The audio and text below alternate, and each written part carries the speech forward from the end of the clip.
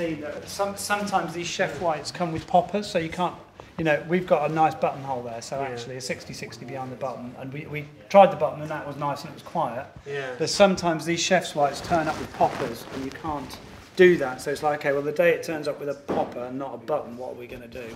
So we tried inside there, it wasn't too bad, was it? No, it was just when I turned off mic. Yeah. It didn't sound great. So we end up with this scenario because again it's off to the side where anything that way is going to be a lot more off mic. So.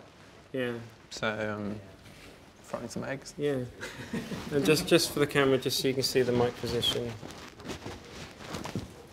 Oh yeah, so it's a foamy, and I'd say let's just push that foamy a little. Let's put that mic a little bit out of the foamy. It's the mini foamy, so it's quite tight, but it goes. What we don't want to hear is the sound of the sticky tape. Yeah. You know, this is literally just sticky tape noise, so we don't really want to pick up. Could you clip it on anywhere? Could you like clip it on anywhere? You might, yeah, you might be able to clip the foamy there instead of sticking it. Yeah. I'm just wary of there being a little bit. Maybe sometimes with foamies you don't need that much. You could just cut. Yeah. So you could just like half the size of the foamy, and then it's sort of doing the work without needing it to be full length. Yeah.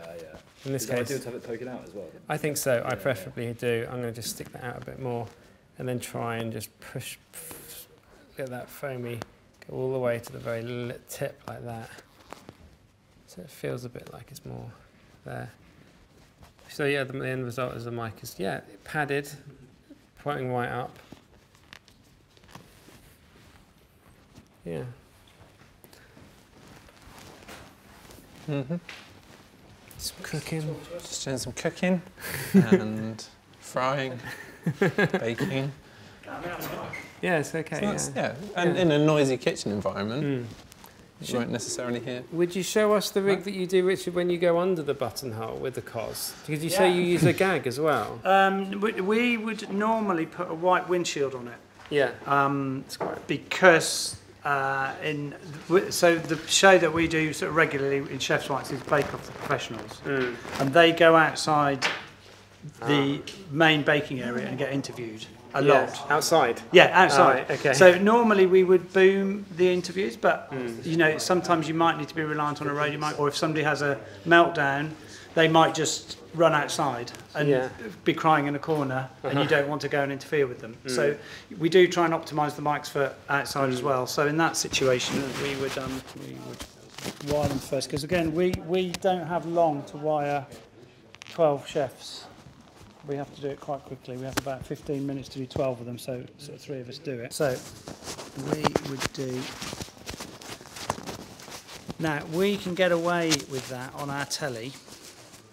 You'd never get away with that in drama. That would be, you'd be pulled up straight away. But on our telly jobs, where we have to mic people quickly, and then we normally tape down here. So if it's tugged further down with a bit of white tape.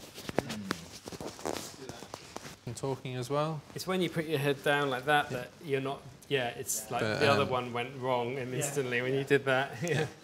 That's generally better as well. Yeah.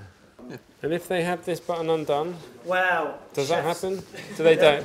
Oh, it doesn't really make any difference, does it? That is not the done thing. Really? The only person you'll see with it like that is Gordon Ramsay.